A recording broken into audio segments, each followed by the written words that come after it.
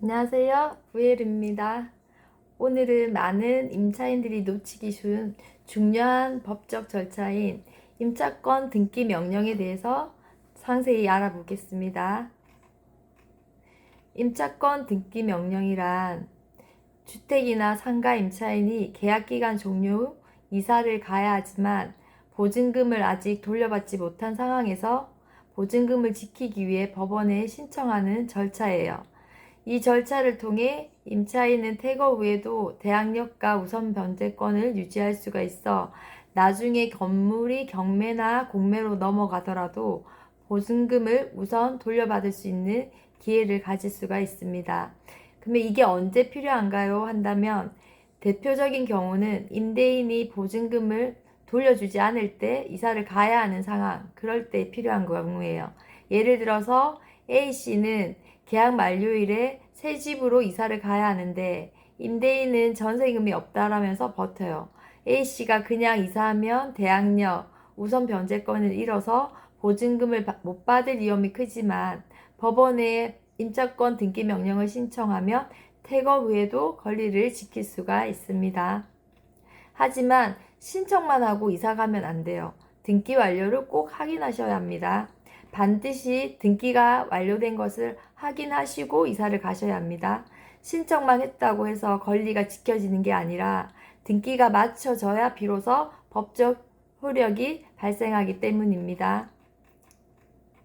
등기 완료 여부는 인터넷 등기소 또는 등기소 방문을 통해서 확인할 수가 있습니다. 이 점을 놓치시며 보증금 보호 효과가 반감될 수 있으니까 꼭 명심하셔야 해요. 그리고 임차권 등기 명령 신청 방법은 간단해요. 관할 지방 법원에 신청서를 제출하고 주택의 경우에는 전입신고 사실, 상가의 경우에는 사업자 등록 사실을 증명하면 됩니다. 임차권 등기 명령의 신청에 필요한 서류로는 임차권 등기 명령 신청서, 법원 민원실 또는 법원 홈페이지에서 양식을 다운받으시면 되고요. 임대차 계약서, 주민등록 등본 또는 주민등록 초본, 그리고 등기사항 증명서, 그러니까 등기부 등본을 말하는 거예요. 그리고 확정일자 증명서, 임차보증금 미반환 사유 입증 자료, 계약 해지 통보나 내용 증명 같은 거를 말합니다. 그리고 임차주택이 일부인 경우는 해당 부분 표시 도면이 필요합니다.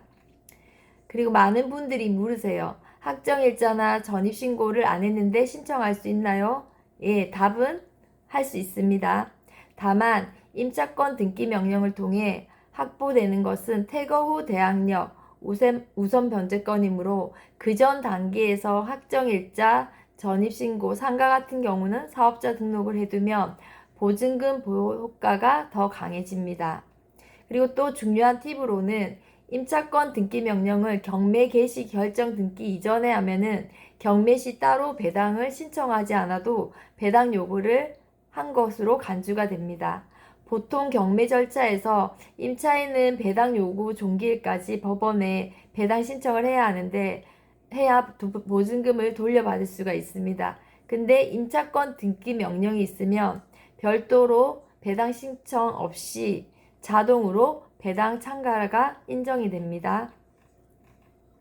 하지만 반대의 경우에 임차권 등기 명령에 의한 임차권 등기가 경매 개시 결정 등기 이후에 이루어진 경우에는 반드시 배당 요구 종기일까지 별도의 배당 요구를 해야만 배당에 참여할 수가 있어요.